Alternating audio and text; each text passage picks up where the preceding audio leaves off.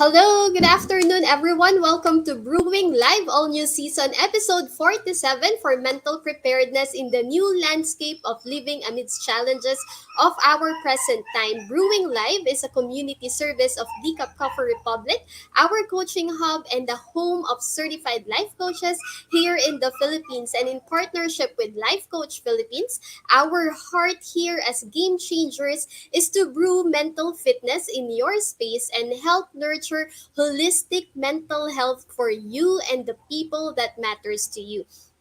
So shout out to all my fellow game changers serving in this corner of digital space and advancing life coaching authentically and ethically. So giving is a lifestyle that never goes out of style. So I encourage you to expand your heart today by supporting the works that we do by blessing Decaf Coffee Republic with your food and beverage order. We have different delicious vegan meals and fresh guayabano juice for easy switch to healthy living.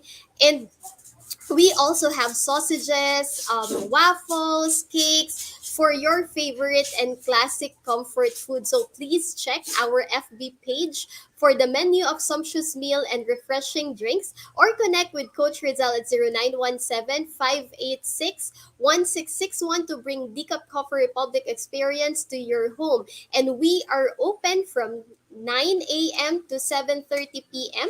for for pick up and deliver only for the time of ECQ. So we launched Master Coach A just recently launched Healing from Past Wounds 7-day devotional journal.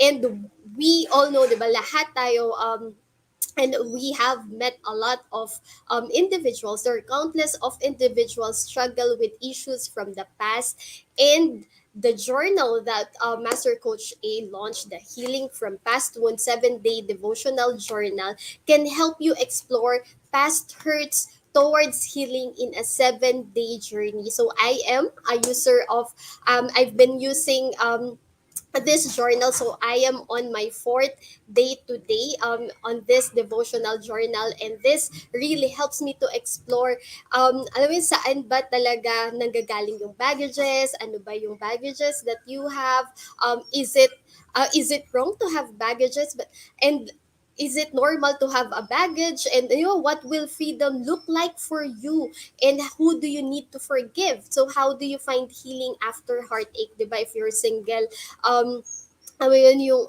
if you're single, yung kahit hindi naging kayo pero na-hurt ka, so how can you find healing after a heartache? How can you find healing after a heartbreak? And how much do you want to live free? So these questions, you can answer this when you use the 7-day devotional journal, and it is a great start, it is a great tool to start your journey towards healing. And it's amazing, ang amazing ng journal, because it also has declarations, it has future talk, no? The declarations on who you are in Christ, that we are, I am a masterpiece, I am a friend of God, and I am those declarations that you can declare to yourself every day, and you can really be empowered to walk towards healing as you become aware anong areas ba ng life mo kailangan mo ng healing right now. So for other ways to support our community works, you may also now give us some stars, love gift through fund transfer. Just check the caption of this video for bank info and our GCash account. So if you just joined us in, so welcome everyone, and thank you so much for being here. You may circulate the link of this video to invite your friends to watch with you, and you may also tag them in that comment below and give them some shout out, encouragement, motivation, and best just acknowledge and express gratitude. So thank you so much, Coach Sean, for joining me live today. And as for me, so I want to give shout out to my fellow mental model collectors inside the Learning Society by Master Coach A. So special mention to fellow bronze badge holders. Ayan. So hello fellow mental model collectors. And if you are not yet a smart holder of Be Learning e-card and you are still missing all the perks that we enjoy. So today is the best time to take action. So connect with Coach Rezzhel at 0917-5861-661 to join the Be Learning Society, or connect with me at 0917-903-8155. Be Learning Society is the tent maker of Be Learning Homes for Mental Fitness. So when you become a Be Learning e-card holder, you can enjoy 5% discount on food and beverage from Decaf Coffee Republic and get full access to Mental Model Masterclass by Master Coach A, happening every third Saturday of the month.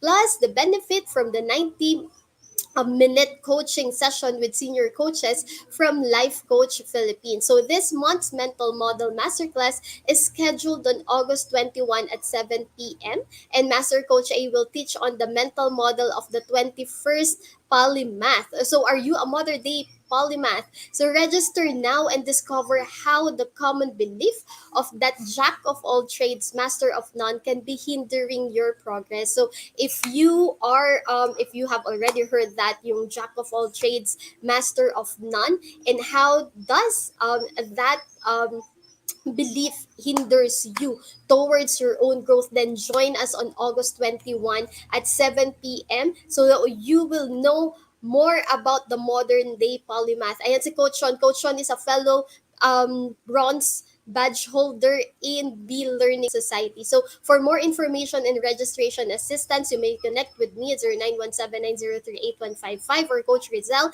through 0917-586-1661. So, moving on for today's episode, I will be sharing with you single talks, the words that affect your single life. So, please do tag your friends, forward this video link, and invite others to join our conversation on mental preparedness. So, I am Coach Maureen. Good afternoon again, everyone. I am certified co-active co-create life and mental health coach from Life Coach Philippines, and I am one of Master Coach A's Master Builder Apprentice. We build tribe as we help your unstoppable dream come true, and I am one of the directors of Decaf Coffee Republic, our coaching hub and the home of certified life coaches.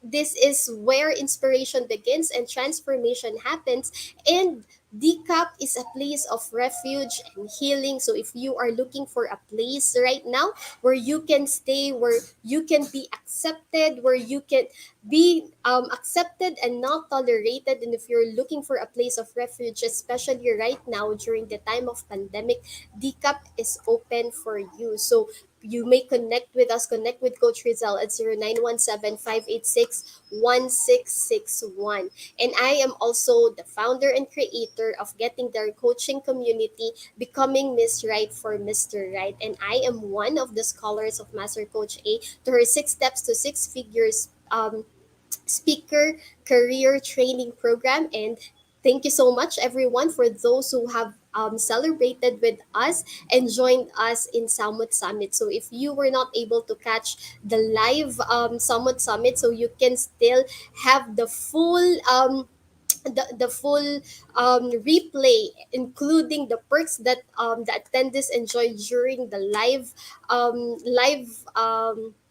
virtual summit. So just connect with us on how you can have it. So if you are watching this, if you are watching Brewing live on a replay, so please comment #replay and do send us message if you wish to connect with any points that resonates with you. So you may find the YouTube link where you can watch the replay of all episodes of Brewing Live in the caption of this video. So please do follow and subscribe to the channel so you'll be notified when new learning videos become available. Ayan. So, okay, so today we're going to talk about the words that shape your single life. So, if you're single and if you're not single, you can still connect with this.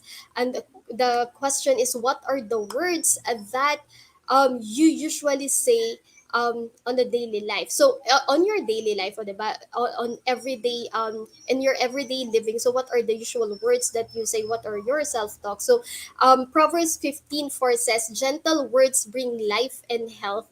A deceitful tongue crushes the spirit. So our tongue has the power to speak life and death. So Proverbs 15:4 says that gentle words bring life and health.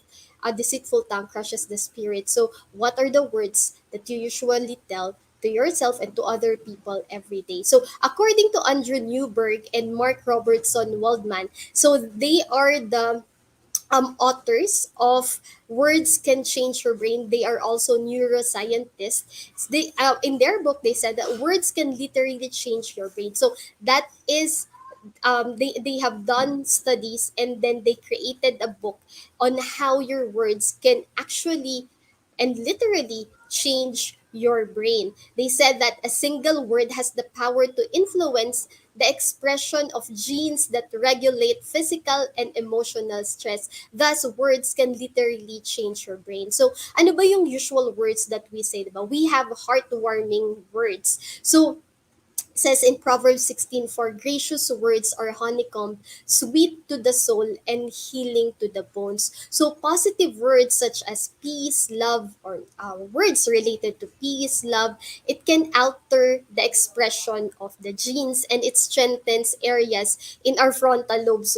So these are quite technical, but in the part of our brain, so in our frontal lobes, when we speak words related to peace and love, it can alter the expression in our frontal lobes, and it promotes the brain's cognitive functioning. So they it pag pag words related to love, peace, and positive words that we say, they propel the motivational centers of our brain into action, and it builds resiliency. That is according to the authors of Words Can Change Your Brain, si Andrew Newberg and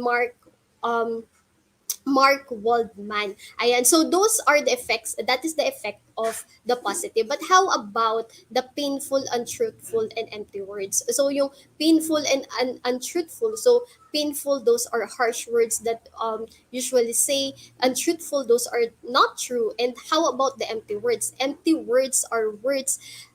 Empty words are actually communications that can communicate a message without you even saying a word. So yung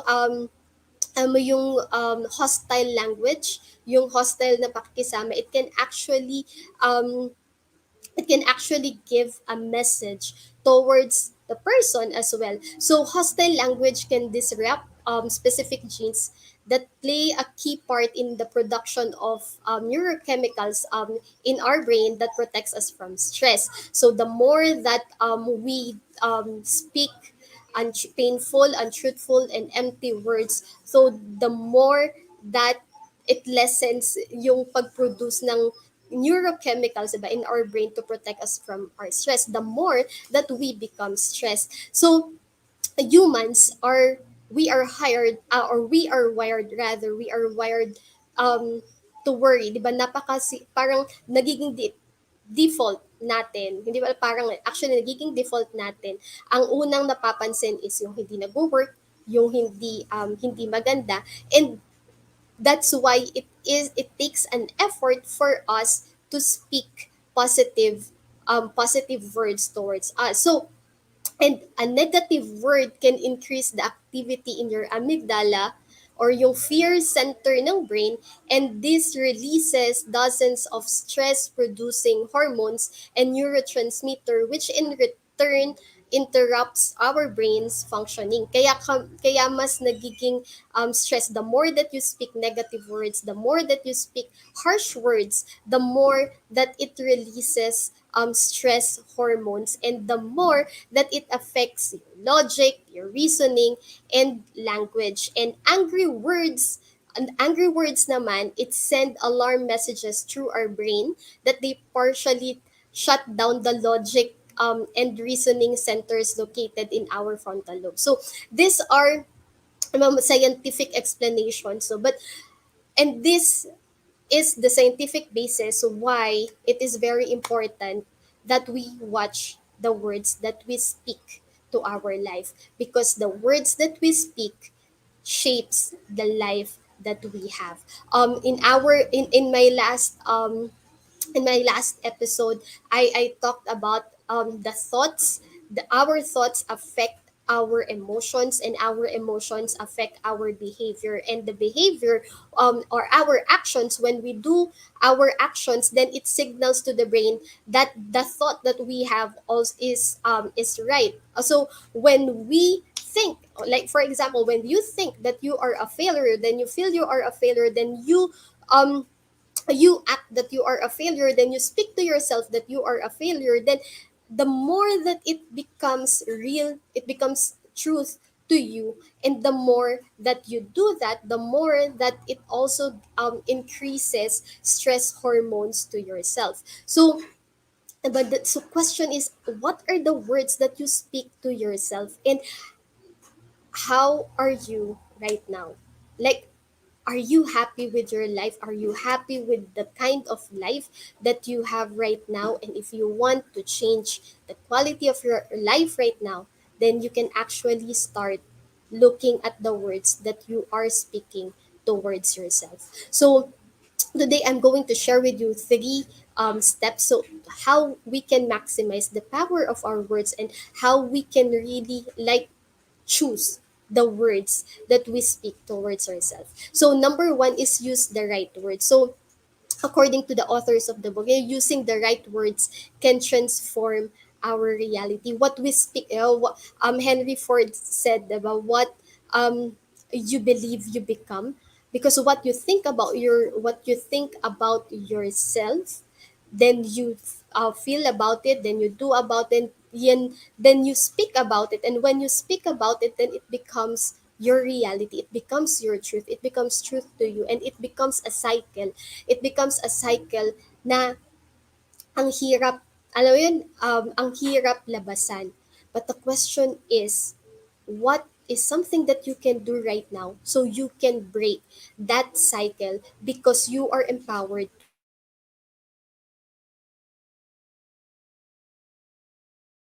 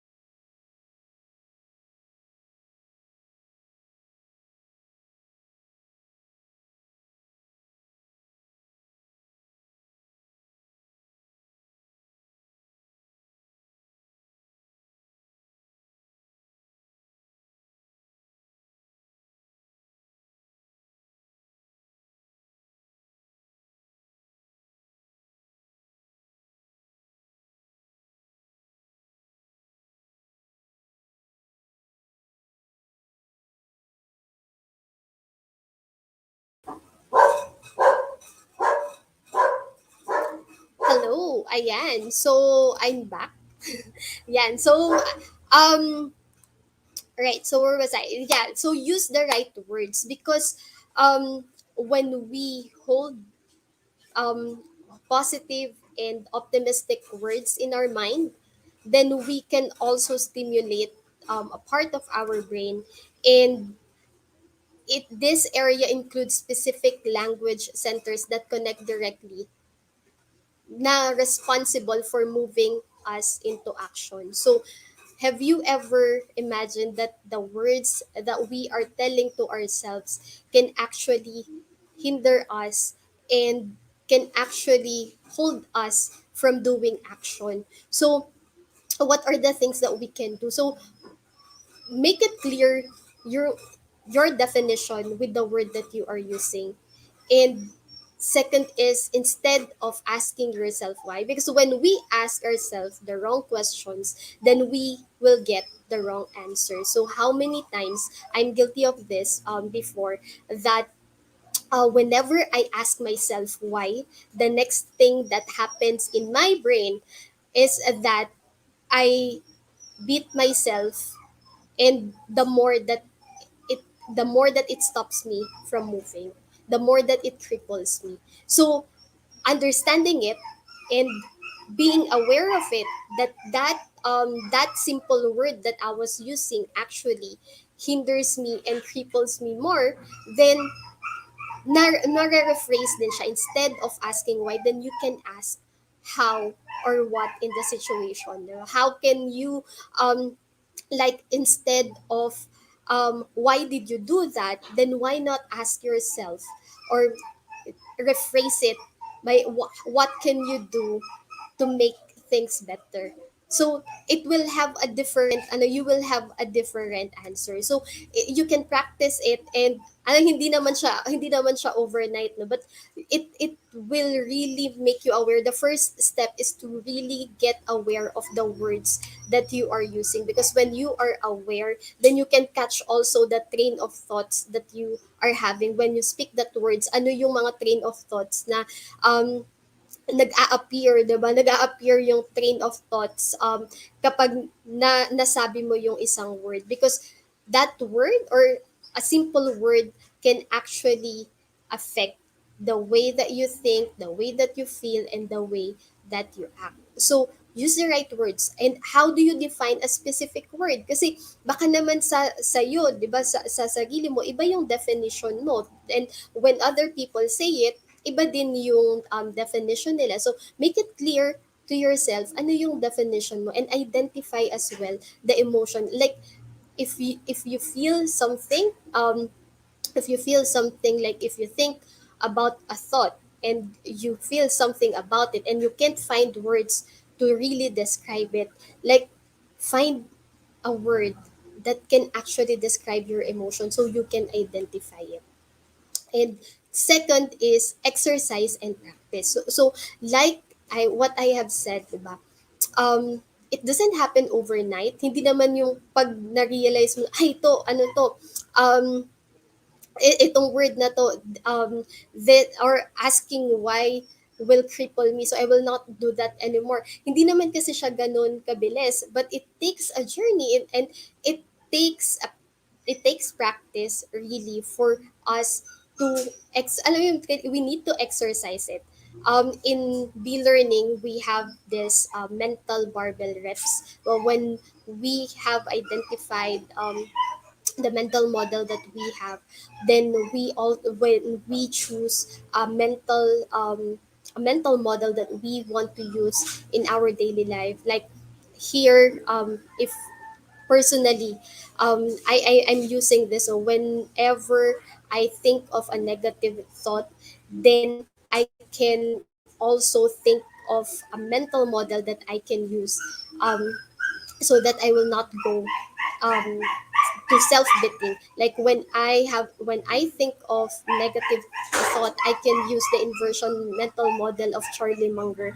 And alam yun, gusto mo bang, pag ito yung inisip mo, gusto mo bang mapunta doon, diba? So instead of speaking words, so when you think of word, then it affects your emotion, then it will affect your action. Then when you act, ano yung lumalabas sa bibig mo, diba? So when you act, and pag nag-act ka na, ano na yung masasabi mo. So, will that help you, or will that cripple you, or will that push you into action? So, it takes practice, it takes discipline, it takes an exercise, and it takes someone as well to speak to you truthfully kung ano ba yung um kung ano yung pwedeng gawin, 'di ba? Like, it takes someone to speak to you truthfully so that you can be accountable to your actions. Not really to dictate you, 'di ba? Hindi naman,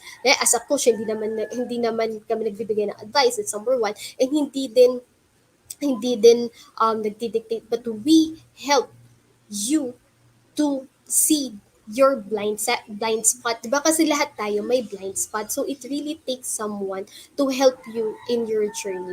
And next is, sino ba yung mga tao sa paligid mo? Because the people around you will also affect the way that you think, the way that you speak, and the way that you live your life. So who are the people that you surround yourself with? And if you're familiar with the future talk, I mentioned we learned the future talk from Master Coach A, and when we do the future talk, it speaks of the declaration, it speaks of um, the promises of God, it speaks of the future, of promises and affirmation.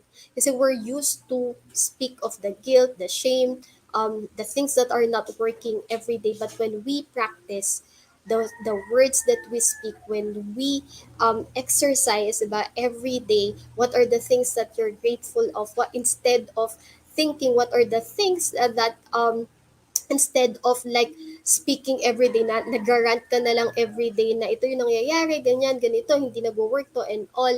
And all you what you can see are just things that are not working, then you can start also looking what are the things that are working and what are the things that you are grateful for. And when you practice that, that will also create change in your life. And the research says that the longer that you concentrate on positive words, the more that you begin to affect other areas of the brain. And the functions of your brain will also change the perception to yourself, your perception to your own self, and to the people that you interact with. So because the world is a reflection of how we perceive ourselves.